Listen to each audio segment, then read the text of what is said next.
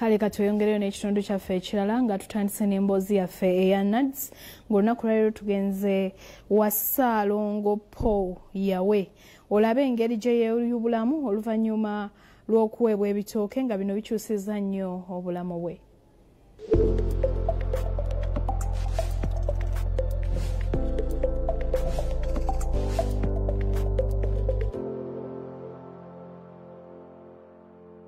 Ssaalongo Paulo yawe abeera Vumbe nga kino kisangibwa Kazinga mu ggombolola y'e Kakindo okufiira ddala mu 1973 abadde akola omulimu gw'obulimi nga kwagattiriza ebirala ng'obusomesa.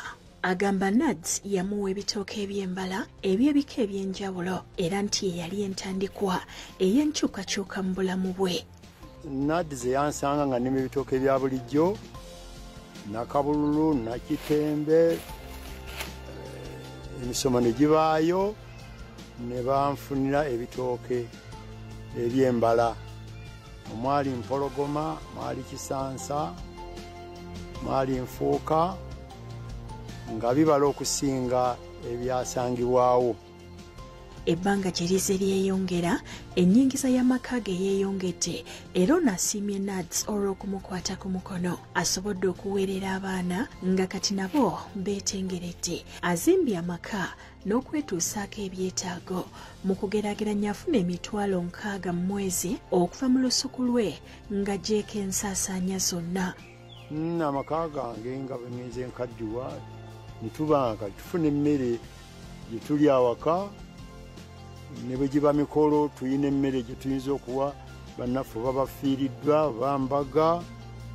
Ne kibanga naffe mu community tuwulira nga tujyamu kubanga ne bannaffe tusobola okutambula nabo, abaana bafuna emmere ebamala okulya ate n'okufunamu ssente okwaŋŋanga ebizibu ebyetaagisa ssente okuva awaka.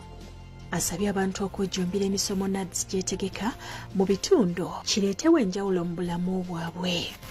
Abalimisa batukola bulungi bategeka emisomo naye ate abatagijjumbira bajja kuvaamu nga bavumirira Naads kubanga tebamanyi kirimu. N'abagisoma ne batagissa mu nkola nabo bayinza okugivumiriza.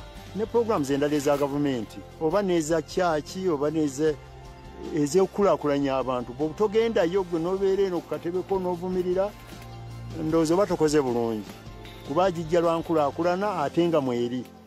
Ansaba kwebaza Naads ne programu za gavumenti endala ez'okukulaakulanya omuntu wa bulijjo kubanga n'emmwanyi mweziri n'ebirala n'ebibala, naye nze ku lw'ebitooke ndowooza sikoze bubi kubanga era n'okuzimba amaka nga gano era wabaawo ekivudde mu nnimiro okulabika nga nakyo kiba eba benefit ya Naads kuliko contribution ku nyumba gye tuzimbye n'okumanaginga amaka school fees obaako w'okutte